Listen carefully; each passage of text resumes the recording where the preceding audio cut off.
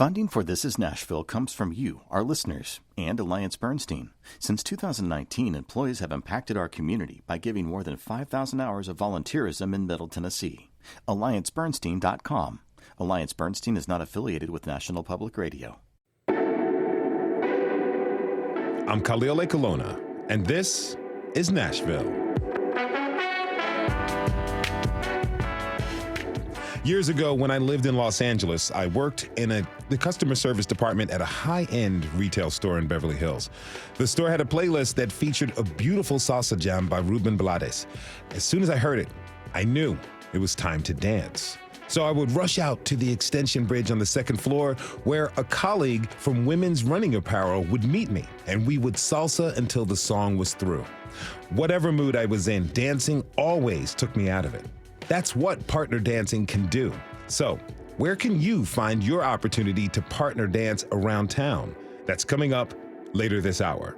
But first, we're heading into Juneteenth weekend, and there's no excuse not to celebrate when we've got a whole list of events, not just in Nashville, but all over Middle Tennessee, posted at WPLN.org. Now, WPLN's digital editor, Rachel Iacovoni, compiled 40 items and counting, and she joins us now to walk us through what we can expect this weekend. Hey, Rachel. Hey, Khalil. How's it going? Good. How about for you? I'm doing well. I'm excited about this weekend. So, let's start with the can't miss events on the list. What are they? Oh, okay. When you say can't miss, it's a little hard. Yeah. How about I highlight the big name ones to start? So there's Nashville's official event, Juneteenth 615. That one's at Fort Negley Park again this year. And this one's definitely a family-friendly celebration. It's got live entertainment, food trucks, and vendors. There's, of course, an official proclamation ceremony with Mayor John Cooper. But the big thing is the closer, the big fireworks display at the end of the night. Mm-hmm. And the real perk is that it's also free.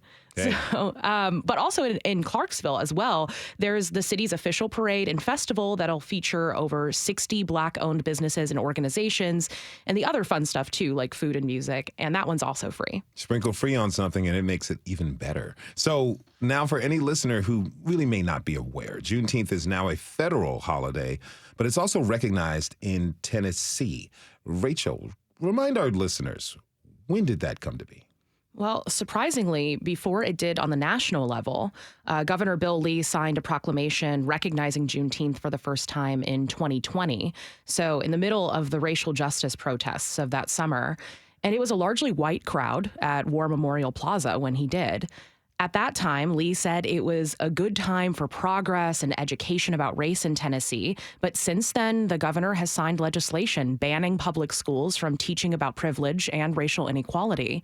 And a 2022 law allows parents to review and challenge school curriculum materials, which was a direct response to conservative criticism of how race and history are taught in schools. So like the holiday itself, there's a tough history there.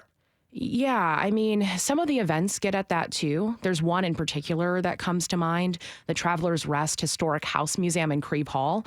They're hosting these special guided grounds tours. It's a 45-minute walkthrough led by their director of interpretation, Chad Burgess, and will focus on the lives of those who were enslaved at the property and those who lived and worked there post-emancipation. From my understanding, though, Khalil, you're actually involved with one of those events that digs into the history more. Yes, that one's coming up tomorrow, actually. Okay, so can I give a brief plug here for you? Yeah, go for it. Yeah, I mean, I didn't even know, I didn't find out from you. It was in my research. I was like, hey, I know that name. So this is a panel, a celebration, and reception to save the Morris Memorial Building downtown.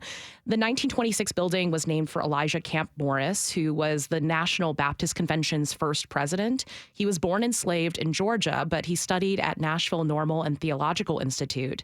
The building's housed a lot over the last century. Just to name a few, there's the Baptist Sunday School Publishing Board, McKissick & McKissick, Citizen Savings Bank and Trust Company, etc. So the proceeds of the event you're moderating at the National Museum of African American Music will go toward creating an African American and Civil Rights Museum in the building.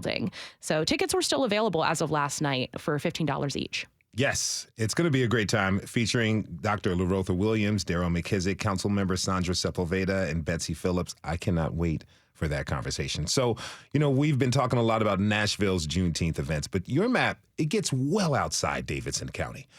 What will folks find outside of the Nashville area this weekend? Yeah, I mean, it's really cool to be able to include places like Lewisburg this year. If you don't have a map handy, Lewisburg is straight south of Nashville, but you keep going and going. It's even further down than Columbia and Shelbyville. So anyways, there's a Mr. and Miss Juneteenth pageant being held there tomorrow, and it's open to children from 1 year old to seniors in high school. But also in the complete opposite direction, there's a community fest at Ruby's Happy Farm in Cross Plains. It includes a kids zone, live music, food vendors, and an educational lecture by farming experts. It just looked fun, you know? A lot of these events had me smiling to myself just reading the descriptions. So this is WPLN's third year compiling a list like this. What events really stood out to you this year? Actually, yeah, okay. There were a couple that I have to mention because they were so unique. The Middle Tennessee Black Gun Club is hosting their Juneteenth event at a Nashville range. You have to register to get the location from organizers, or I'd tell you, but that one's certainly unique. Also, you know, I have to mention food. We have to mention food. Yes, food. There's a restaurant week happening now through Sunday at like 20 Black-owned food places in Nashville. Some are offering discounts, others special dishes you can only get for the holiday. Either way, I'm fighting the urge to eat my way through the list myself this weekend. And okay, last but definitely not least, next week, so past the holiday a little bit, Nearest Green Distillery is hosting a tour for Juneteenth. They're named after the first African-American master distiller. So this tour is to teach attendees about the history of whiskey making and the contributions of African Americans in the industry. That is WPLN digital editor Rachel Iacovoni. You can find the link to her Juneteenth guide in today's episode post at thisisnashville.org. Rachel, thanks for this roundup. Thanks for being here, and have fun this weekend. Thanks for having me, Khalil. We have to take a short break. When we come back, we'll take you out to Centennial Park for a big band dance night. Do you partner dance? What's your favorite style? Tweet us at This Is Nashville. We'll be right back.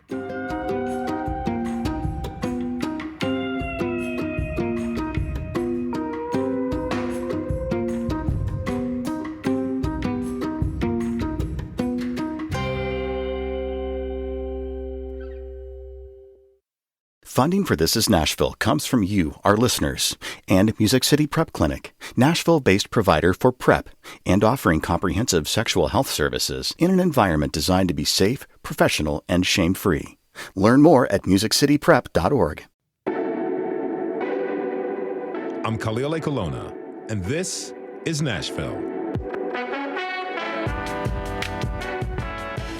Just about every Saturday night during the summer, there's a special gathering at Centennial Park under the roof of the events shelter. On a big slab of concrete, donned with colorful Japanese lanterns, Nashvillians come together to dance. It's called the Big Band Dance, and we sent our producers Magnolia McKay and Elizabeth Burton to check it out. Gentlemen and leaders over here, followers and ladies over here. Dance instructor Mark Wagner kicks things off with the single-time swing. So first off, we're going to learn the movement. So leaders with your left foot, followers with your right foot, take one step to your side. This is side. Now go back the other way, side. Now do it again, side, side, side. After about half an hour of a lesson, Merchants of Cool, a big band, starts playing, and the dancers are on their own. 1, 2, 3, go.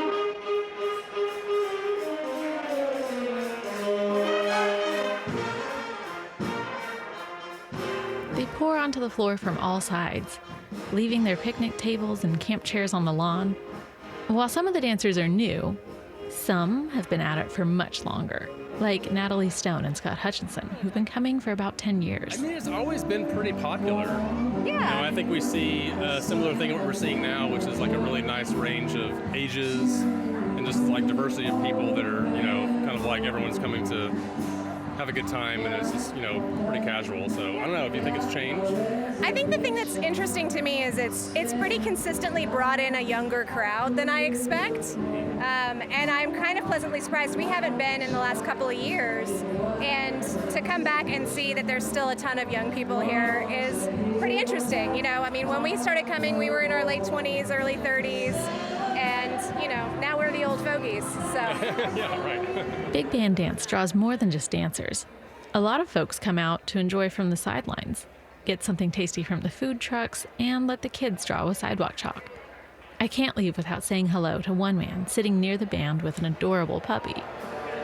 This is Bentley. He's a Cavalier King Charles, and he and I came because his mom, Deb, is playing the piano tonight. So they're performing. We're from Columbia, and so this is our new buddy. He's about 8 months old, and we're just here having fun. Now I'd like to introduce one dancer who was there that night, Ron Jones, a.k.a. Ron D. Yeah. Welcome to This is Nashville. Thank you. Hey, thanks for being here, man. Absolutely. So, the event at the park sounds like a really good time. Mm-hmm. When did you first start going to big band dance night? 2007. Me and my dance crew, we would dance at Centennial Park. We heard some music, and we were break dancers, like poppers, lockers, and break dancers. So we went over there and joined the fun. But as far as a partner dancer, I started going there about 7-8 years ago. So what's kept you coming out every year since? I love the joy of dance, period. The music is there. Everybody's, in agreement with each other for whatever reason. And getting back to the human thing, I'm all about the human thing because I'm a neighborhood guy and I love to be a part of neighborhood experiences. So the lesson that night was swing. What do you enjoy about swing dancing? Just the communication. That's it. It's like the nonverbal communication and the connection that we all have with each other, and it's nonverbal and it's beautiful. It's beautiful. It's just being in sync with people, and some people think they're separated, but the music is out just like the sun is out. The sun's for everybody and the music is out for everybody as well. Talk to me about that connection. Is it something that you sense in their eyes, the way your dance partner moves? Yeah. Well, with me, I'm not a traditional swing guy, right? I'm from Chicago. I do a little disco, a little Chicago step, very little bit of salsa, very little bit of swing, but I have my own style, and my own style is connected to my basketball abilities. So I'm from Chicago, and I played basketball in Switzerland. So I actually used a lot of my basketball footwork, and what happened was I would go to these places, and you see a lot of dance circles separate. So you have the salsa people over here, the swing people over here. You have all these different components separated. So at Motown Monday in particular, I started dancing with everybody in the building and kind of brought it together. And now I can understand just how to have the conversation with anybody for any reason, on any level. So you talk about dance as a conversation. I really like that. So tell me, when did you first learn to swing dance? Probably so I'm a street performer. 19 years last Saturday. I just celebrated 19 years of street performing in the city. Congratulations. Thank you. And what happened was a lot of actually drunk women will come up to me wanting to dance, right? Okay. So me being the star of the show, I'm a moonwalker, pop locker guy mostly. And I didn't want to be a spoil sport because everybody's looking at me. I got the referee outfit on. I got the whistle in my mouth. So I had to make sure I didn't want to be a spoil sport. Just be complimentary to the tourists and stuff like that. But slowly but surely, I ended up loving it because we couldn't street perform during the wintertime. So I would go to the bars just to hear what music is hitting. So I would use that on my street show. And then I would be there, be present, and women would want to dance. And then it went from there. All right. It's like 7-8 years ago. All right. Now let's bring in another swing dancer, Liza Bennich, a.k.a. Liza Lavolta. Welcome to This is Nashville. Hey, I'm Liza. So Liza, tell me, it's Liza, I'm sorry about that. So how did you first get into swing dancing? So I came in backwards. I tripped and fell into it. I actually was breakdancing, and I had a friend who was part of that community, not Ron D, although we have seen each other there as well, who I think, I have to ask him why he felt like I would like swing dancing. It could be because of just my visual style, but he was like, I really think you should come out to swing dancing, because he was part of both communities. And I went one night to Swing Dance Nashville and just saw all the amazing outfits. Everyone was smiling. No one was on their phone.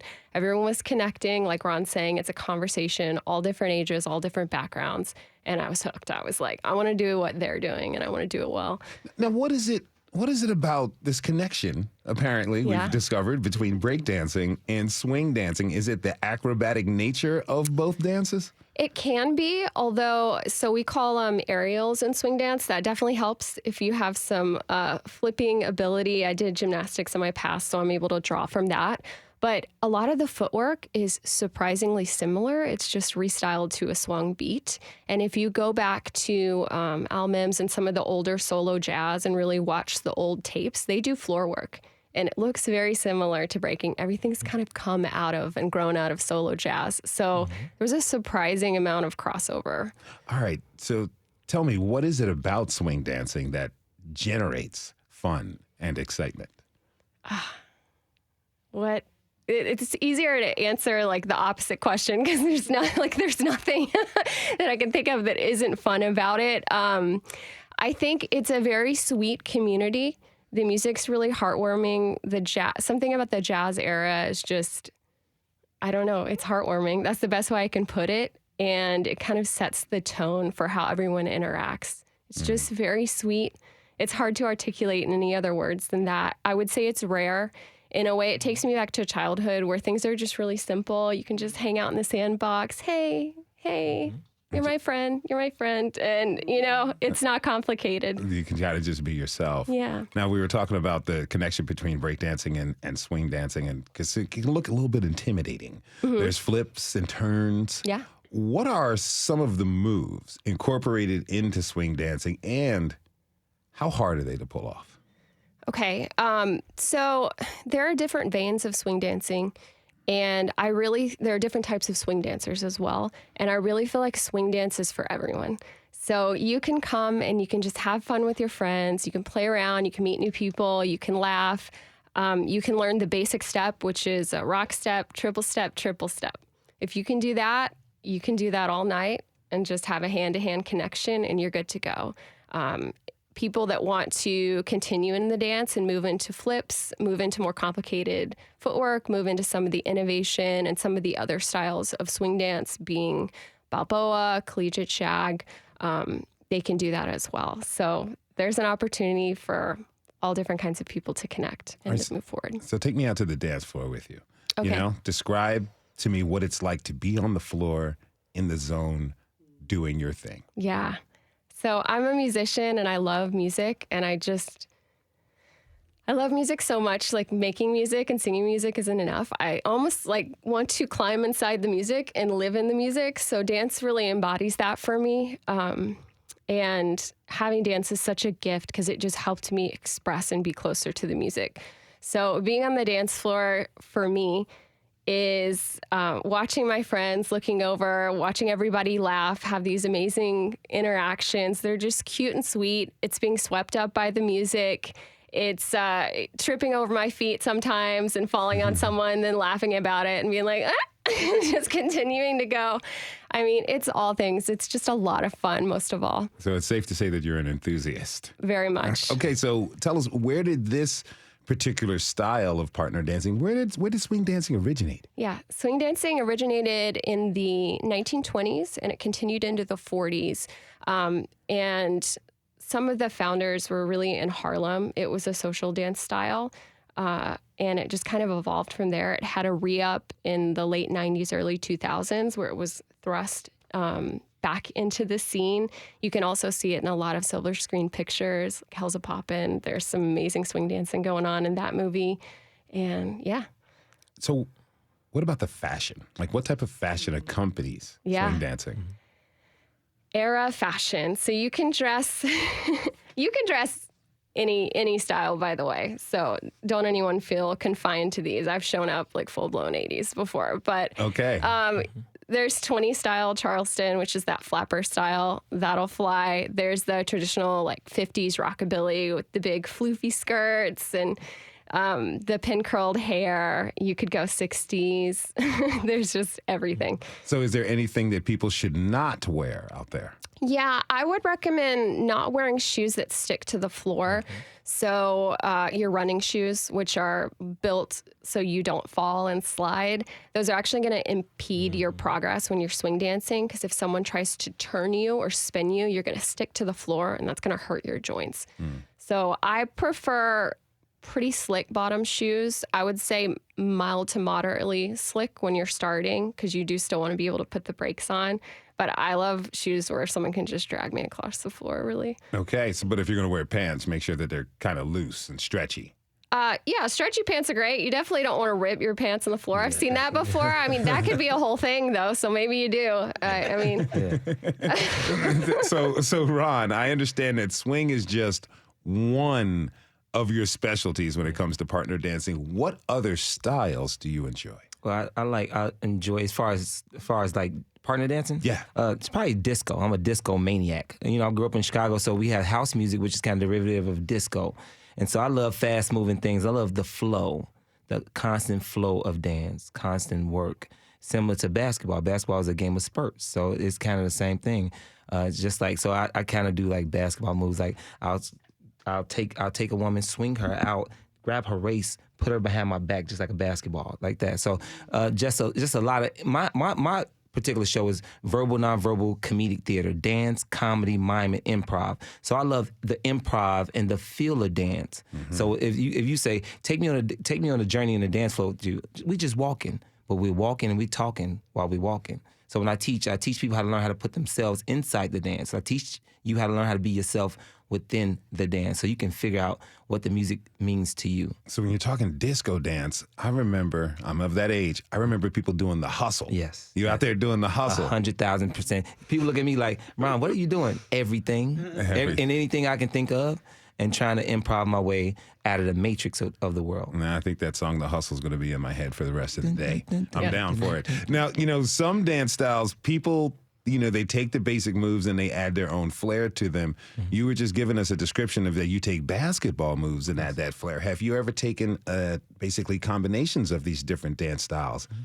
And come up with something? Yeah, so if you see my style, like especially if I do Plaza Mariachi like Nicole, she's my thing is to be present. Whatever I need to do to be present as possible, I'm going to do it. Nothing too out of the reach, but it's going to be within rhythm. Similar to how me and Nicole first met. This is going to be a good transition because Nicole, you remember how we first met? Somewhere. No, we were at a Waffle House. We had a mutual friend, and I got into a dance battle inside the Waffle House.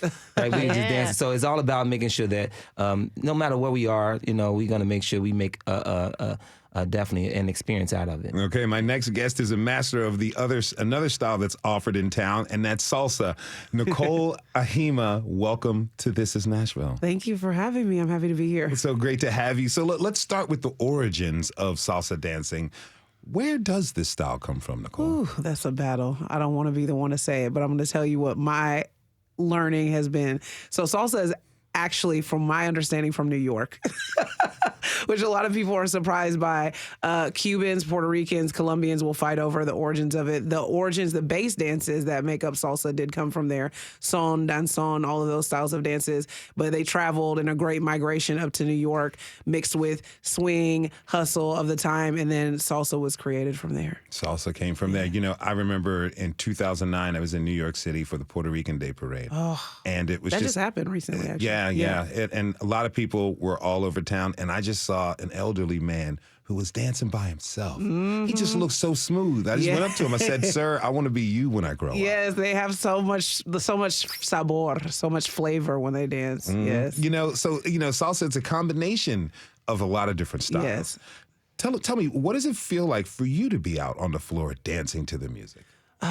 It's like church. I feel swept away by the music. Like she said, it's the sandbox where you can just go out, put your hand out and be like, we're going to dance together and have a good time. You're co-creating together. It just I feel so connected to something else. I could feel so connected to the music, to the person that I'm dancing with. And you were talking about connection and what do we mean by that? And it's just, that's what it is. You're so connected to yourself and everything around you. It just feels like heaven. If you're just tuning in, this is Nashville, and I'm your host, Khalil Ekaluna. We're talking this hour about partner dancing in our city. Tweet us your favorite partner dance at This Is Nashville. So you're an instructor. I am. What motivated you to become a salsa instructor? So my background is in modern and contemporary from MTSU. And so I had taken pedagogy classes on how to teach. And then eventually when I started dancing salsa, I felt like there was more to be offered in the way of expressing technique and building fundamentals for students. And so I decided, maybe with a little bit too much ego, that I deserved to be a teacher. And so I was going to start teaching. And, you learn a lot along the way teaching. There were not so great moments, and now I've like finally found my groove, and I love it. I love teaching people. I love sharing my passion with people, and they pick it up, and I see the light bulbs, and I see them out dancing and just living their best life, and I love it. I mean, you really do love it. You're teaching all around town. You teach at Plaza Mariachi, Pearl Diver, Rhythm and Spice. It seems clear that there's a big salsa community here in Nashville. What does that community mean to you? That community is my family. That's what they mean to me. It's like full of, people that I came in with. It's full of my students who I consider to be my babies. I tell anybody who takes class with me once, you're forever my student. If you ever have a question, please contact me. And so they have direct access to me at any time with any question. And I love them. The community is everything that supports why salsa even exists in Nashville. If it wasn't for the community, it wouldn't exist. There would be no point. So it's them. That's why we're here. Have any of your students ever gone on to raise to like a Dancing with the Stars level of ability? No, ability probably yes, but have they wanted to do Dancing with the Stars? No. A lot of the people that dance salsa in Nashville, we don't do competitive dancing actually. So I do have a background in competitive ballroom for a little bit, but the people in the community dance it because they love it and they're having a good time sharing space with other people, and they've had a long day at work and this is the place where they go to decompress, and so a lot of them don't want to make it competitive. They want it to be something that continues to be social and fun and lighthearted. And yeah, they want to work on their skill, but a lot of the times it's not something that they compete in. If any of them want to compete, they need to let me know because I'm ready. Let's go. Hey. Now, Ron D, salsa is in your toolbox of dance skills as well. What makes salsa different from the other forms of partner dance? Salsa is a very small part of what I do. I have a joke with my salsa family. They say, Ron, do you do salsa? I said, no, I do sour cream. I'm right next to the salsa. I'm right next to the salsa because I'm just whipping it up. But I love the music, so I can translate to anything. Like, I'm going to just figure out, like, I can dance with a salsa dancer. It won't be specifically perfect, but I guarantee it'll still be seamless, because what I try to do is I try to download what the woman wants to do. With her hands, it's just like driving a car, just like a steering wheel. Mm-hmm. And so I'm just trying to download what the woman wants to do. And you have lead and follows, but it's just I dance so seamlessly. I just try to I try not to make it a tug of war. Yes, so key. No matter what it is, I'm just light-handed. Make sure your elbows and shoulders are loose so we can really communicate. And so salsa is beautiful. I love the music mostly. If I'm not in love with the music, I'm not dancing. Mm-hmm. Now, Liza, Ron D was just talking about that partnership. Mm-hmm. The leader and the follower and that communication. How important is that in swing? Super important. Just so that you can have the lightheartedness that was mentioned earlier, and also for safety, like if you're being yanked wrong or you're not, it's like two people talking over each other. Mm-hmm. You're not going to hear each other if you're being yanked and you're not receiving the message, and the follow's like, ooh, I want to go this way, or I don't feel comfortable with that, or I'm not sure what you're communicating to me. You're not going to hear each other. So it's really important to build the foundational connection. And what's cool about that in all partner dances is once you really understand that, you can transfer it to other partner dances. And you can, like Ron said, dance with a salsa dancer or dance with a different kind of dancer because you understand the connection. Hearing you all talk about this, it's like you're using all of your senses when you're out there on the dance floor, 100%. Not just your mobility and your ears. Yeah. It's like your entire being. And so you guys dance, and you dance a lot. I want to know, how many nights a week you all are out there dancing? Rondi, how many nights are you out there? 6. 6 nights a week? Because what I do is when I teach, right? I teach, first of all, when I teach, I make sure that they're using their imagination. So when I looked at different break dancers and different movies, I looked at not only the dancing, but the setting of joy that they create in the background. So what I do is I try to create the setting of joy no matter where I go, no matter if it's Robert's Western World, the American Legion, Plaza Mariachi, or Bourbon Street Blues Bar. Those are my favorite places to go. But I just make sure I live in the setting of joy and challenge people to use their imagination. So I teach people how to dance. I do it at Centennial Park. I do it anywhere. And then I take them on dance adventures. So we go bar hopping so they can activate what they want to know, whatever they want to do, and also so they can learn how to negotiate space on the floor, because it gets really serious. You got to you need to be right there or you need to be right there, because we try to make sure we don't get elbowed. I got a black eye one day. And let me tell you something. A black eye, that's one thing. I'm used to, I couldn't understand like maybe a stepped on foot or toe, No. but a black eye. Let me tell you, so now I'm like 360. So I'm dancing with a woman, I'm looking like Bruce Lee, like walking into a building. Like I dance with a woman, I'm getting her to her spot. I'm making sure, because people have a lot of elbows everywhere. So you have to make sure it's tight. Sometimes you have to roll it right in tight. Sometimes you got to swing out. Sometimes you have to step and move. So it's a lot of techniques. Okay, so Liza, how many nights do you dance? Okay. Here's the current situation. So when we had a dance troupe, we were out there like 6 to 7 nights a week. Mm-hmm. However, I've put myself in dance prison so that I can work on my music album right now. Otherwise, I will only be dancing. So we're at like 2 to 3 nights a week. 2 to 3 nights a week, you're on dance timeout. Yes. Okay. Yes. Nicole, how often do you hit the dance floors? There are a lot of beautiful dance opportunities for salsa almost every night of the week. I teach 2 nights of the week. I host an event at Rhythm and Spice on Tuesdays. There's Rudy's on Mondays. There's Plaza Mariachi on Thursdays. There's studio socials on Saturdays and Fridays. And we hop around. So there's dancing almost every night of the week that people can come out and dance salsa or bachata with us. All right. Now, Liza, what do you love most about partner dancing? Oh, that's such a hard question. I know, right? The favorite question. I just love communicating the music. I'll put that as one. Like the joint connection through the music and expressing music with the co-creator. And my secondary is the fashion, because where else am I going to get to dress this extra? Like, and she is always sharp. She has tons of accessories. She's always sharp. Thank you. Ron, what's your favorite part about partner dancing? Walking into a place like the American Legion or like Motown Monday or Plaza Mariachi and being able to be the thermostat of the room, right? I can control the narrative while I'm there, which means that I'm going to elevate the morale. Just like I do on a basketball court, because I love basketball. That's just what I do. Know. But we don't play. But no, what happens is, to make sure that everybody's, we're very present, to be just throw myself in it. The amount of expression that happens when you dance is just the euphoria. Mm-hmm. It cannot be matched because the music is there. That's dance enthusiast Ron D. Jones. He was joined by fellow dancer Liza Bennich, also known as Liza Lavolta. I love that name. Thanks to you both for being with us. Really appreciate it. Thank you. Nicole Ahima will stick with us through the break. When we come back, we'll continue our discussion about partner dancing around town and talk about what this kind of movement does for our bodies and our spirit. Join the conversation by tweeting us at This Is Nashville. We'll be right back.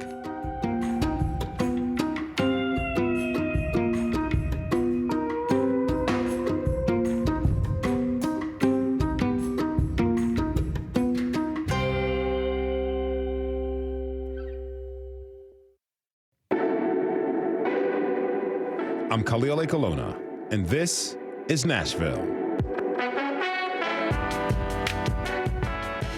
We've been exploring the world of partner dancing in our city, and there's a lot more styles than just line dancing. Before the break, we learned about swing dancing and salsa.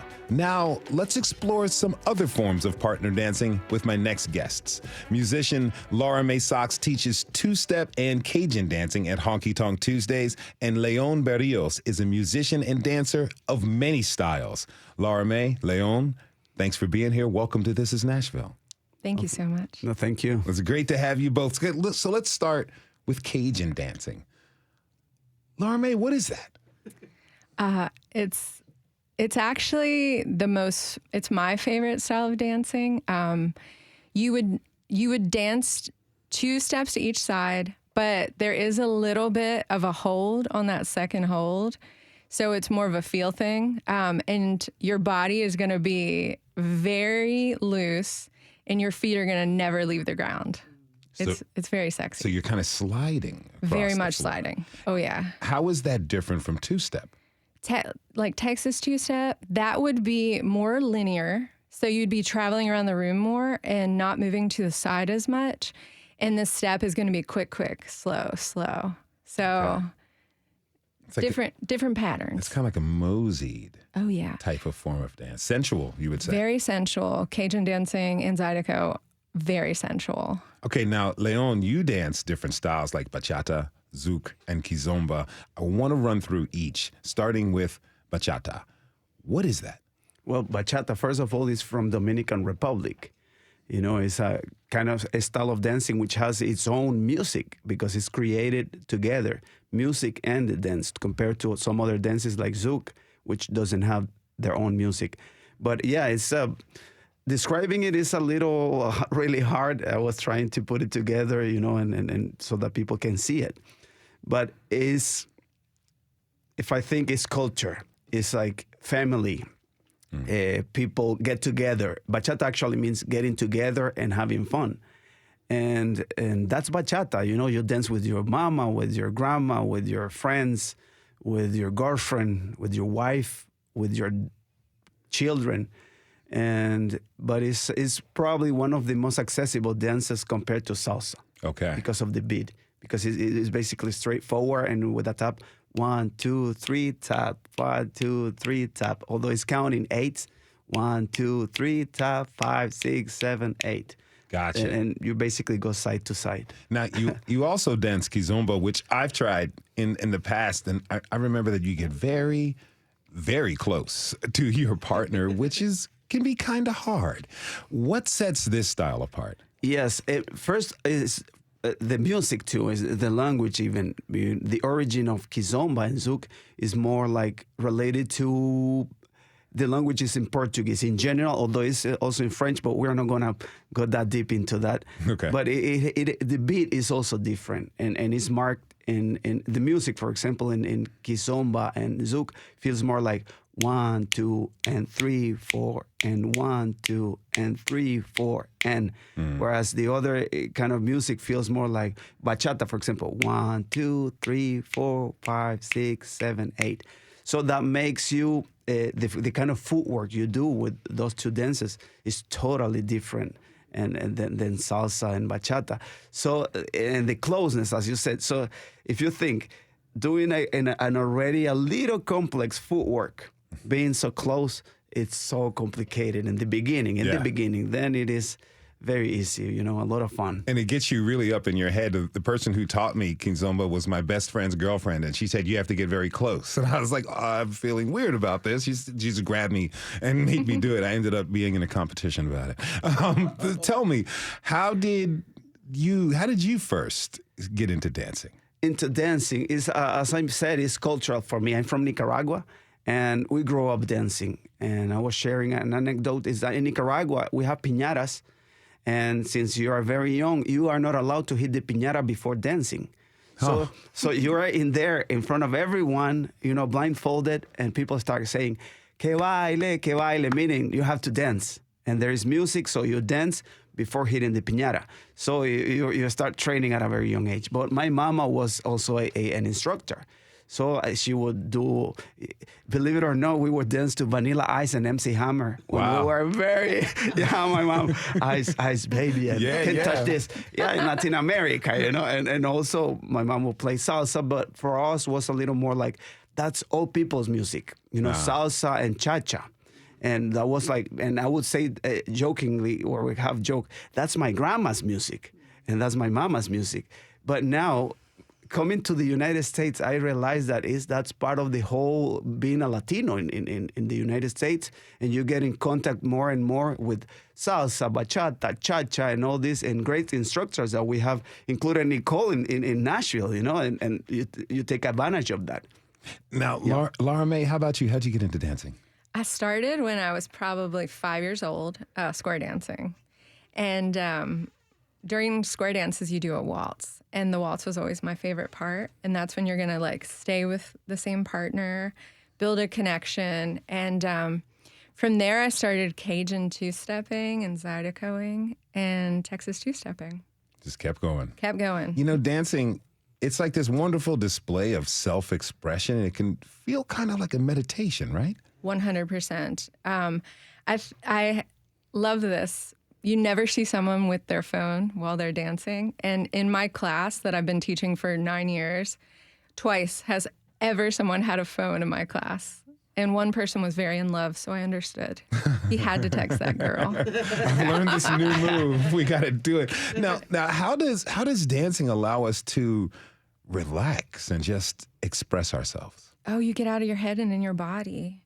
So I think that's, in this day and age, a very rare thing. And it sparks so much joy.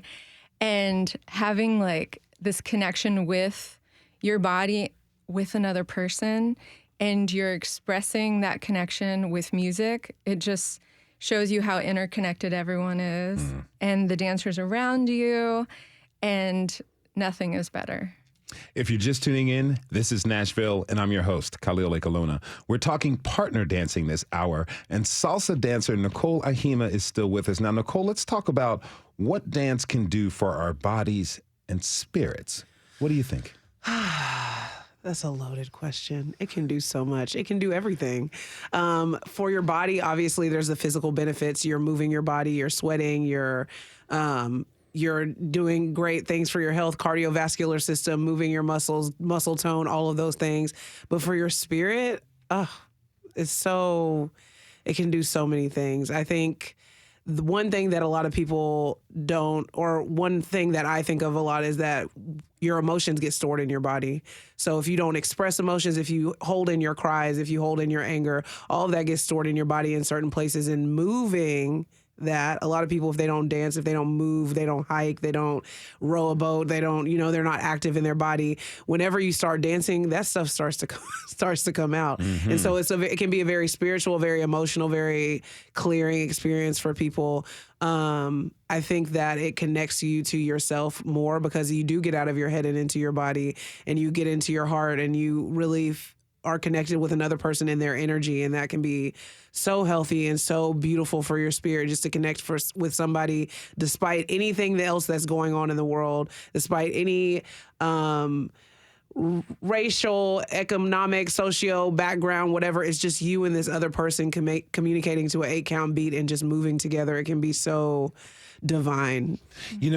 I was thinking about what you're saying. I think we've all seen it. People like at the dance clubs, and they're kind of like dancing by yourself. You're sweating. You're just letting it loose. I think that's what that song Last Night, the DJ Saved My Life, was all about. Allowing people to fully express themselves through that. What happens when you're partner dancing, though, and you have some kind of maybe unworked trauma or some of these energies you were talking about to work through? What should you keep in mind if you're going to dance with a partner and you don't want to waylay them with the stuff you've been holding back? I think that when you're in the partnership, it's such a beautiful space. And then it's usually after you remove yourself that all of that stuff gets worked up. But in that moment, actually, I'll take that back. Some people do have a hard time connecting because of whatever emotional, block that they may have. And so some people, I think it's just dance is a very sneaky way of making you deal with yourself. Because you might not realize that you have a block connection with somebody, but you're dancing and you're like, I think I really like this, but I don't know why. And you might struggle, like you might go back and forth in your head, but ultimately you're there and it transmutes into your life. Like maybe you were a bit cold or more reserved with people in life, and when you start dancing, you start warming up a little bit. Melt that all away. Now, León, how do the rhythms in music guide you toward the style of dance? That's probably the main thing for me. It's like that connection with the rhythm and distinguishing, even sections of music, to realize that you can adapt your dancing to that specific, rhythm. And as I said, the section of that music could change the whole dynamic of what you are doing. Whereas in bachata or salsa, and for me, having that skill, extra skill on understanding the music helps me. And for example, someone told you that I was going to bring my clave, right? Yes, please give us an example. That's the backbone of everything. So if you understand this, you understand salsa fully. Give us an example, please. And for example, in salsa, you have two parts of the clave. The one that is called 3-2, and the other one is called 2-3, meaning that is a 3-2 because it has 3 beats in the beginning and 2 at the end. And then you have a 2-3, which is 2, 3, 5, and 8.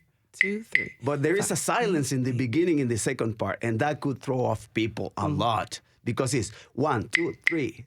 ta, ta, ta, 1, 2, 3, 5, 6, 7, 8. And depending on when you are at in the even to start dancing, if you get in a different place, you are gonna be crossed, and the music and the bass will be hitting a different place. You can still dance it, but you are not gonna be feeling the same feeling that the other partner is or what is trying to do with you. So the movement, right? Yes, Nicole, that's the part of the essence. And when you feel that it is even hard to create the connection if you're not feeling the clave. Yes. And every instrument around is playing based on the clave. Man, so talk to me about this energy. So you're in rhythm. Yes. With your partner. Yet you and your partner are in rhythm with everyone else And on the dance absolute floor. harmony with everything. And the bass with the campana with the drums with this. And if there is something going on that is not following the clave, we would say está cruzado. Está cruzado means that you are not playing, and the whole band will look at you like, what are you doing? You know, listening to all this, it really feels like partner dancing could create and bring about world peace. It should. It can. Yes. It definitely can. So, Laura Mae, talk to me about some of the best places in town to go two-stepping and doing some Cajun dancing. Well, in town, there's not much Cajun dancing. I did that mostly in Louisiana, but there's a lot of Texas two-step and Tennessee two-step. What's the difference between Texas two-step and Tennessee two-step? It's just a different step. The Tennessee two-step, in Texas, they call it the lazy two-step. I know, throwing shade, hard shade. You go to the left, so it's like a step, slide, then you go to the right and hold. And then the Texas two-step is going to be quick, slow, with your left foot, your right foot, your left foot, your right foot. So just a different pattern. All right. Now, we got a tweet from Susan Curvera. She says, Nashville has a great contra dancing scene. And she points out that there's an event tonight at Second Presbyterian on Belmore. And she also says, quote, contra dancing is like those dances in Pride and Prejudice mixed with square dancing and swing, end quote. Have any of you done contra dancing? Yes. I have not done contra dancing, but I know people who have, and they love it. She ain't lying like, about Laura what Mae? she just said. So you have a string band playing, and you have a caller. So unlike the dancing that we mostly do, you have this caller up there calling the dance. So you'll dance a reel. There'll be 2 lines of people, and you change partners every move. Wow. Yeah. So Wow. I know. A lot of spinning. A lot of spinning. The Latin equivalent is called Casino Rueda. Casino Rueda. Yeah. And I do that. It's like in Rotonia used to dance. She did said contra. That's how she dance, started. And she dances Casino Rueda, and I dance Casino Rueda, and that's There's you a change caller, partners you change every with a partners, caller. Yeah, and the caller is fast. The call is so you got to be on your literally on your toes. You I'm gotta sorry be. for the pun. We'll allow it. Now, is there a dress code involved in two-stepping, Laura Mae? Okay, so in Louisiana, the couples match. They if Nicole and I were partners, we would be both wearing red shirts, white pants. We'd try to match. It's precious. I love it. In Texas, that's pretty common too, but here, definitely not. Just wear whatever you want. The main thing, and I've heard this over and over again in this conversation, is you want your shoes to slide. Okay. That's the most crucial element. I'm like, wear whatever you want. Wear something that makes you feel good, makes you feel attractive to yourself, and make sure your shoes don't stick to the ground. Don't be wearing your Tevas. Yeah. Have you gotten to that level where you bring your dancing shoes with you? I just make sure that I always have them on, except for right now, sadly. So what do you want to know? Nicole, tell me this. What do you want people to know about the partner dancing scene here in town? That it's welcoming, that everybody is welcome to all the styles of dance that we've covered here today. You don't have to be afraid. Something to point out, though, is that dance is one of the top 5 fears in the world. Wow. Actually. So a lot of people find a lot of fright in that because you have to unveil yourself. I think subconsciously people know that you're really going to expose yourself. You're vulnerable. You're dancing with another person. But honestly, I think everybody that's spoken here today that is so welcoming in their classes, and we welcome you. We want you to be there. Everybody's been a beginner at some point, and there's no dancer left behind. We will work with you until you get it, until you feel comfortable. And maybe if salsa's not it for you, we'll send you to bachata. If bachata's not it for you, we're going to start a Cajun scene. If Cajun's not it for you, you can go and do Lindy. Like, there's something for everybody, and all of us just want everybody. We want everybody to dance. Like you said, we're trying to instill world peace over here in our pocket of the world. So we want everybody to dance with us. I think you're my soulmate. Yeah, we are soulmates. I love this. I mean, just being with you all, if anyone is afraid of dancing, just listening to you all, and I wish you all could see the smiles that I see, you will quickly shed yourself of that fear. I want to thank my guests, Laura Mae Socks. She was joined by fellow dancers León Berrios and Nicole Ahima. Thank you all for being here. Thank you. And we'll see you on the dance floor. Yes, for sure. Thank you. Don't forget your claves. And thanks to you for tuning in this hour. This is Nashville is a production of WPLN News and Nashville Public Radio. Today's episode was produced by a dancing Magnolia McKay. Our senior producer is Steve Harouche. Our digital lead is Anna Gallegos Cannon. Michaela Elias is our technical director. Our executive producer is Andrea Tudhope. The masterminds behind our theme music are Laurent and Namir Blade. You can listen back at thisisnashville.org or wherever you get your podcasts. And the conversation doesn't end here. Tweet us at This Is Nashville. Find us on Instagram and tell us what you want from our show by filling out our quick survey online. This is Nashville. I'm Khalil Ekalona. We'll see you Monday, everybody, and be good to each other.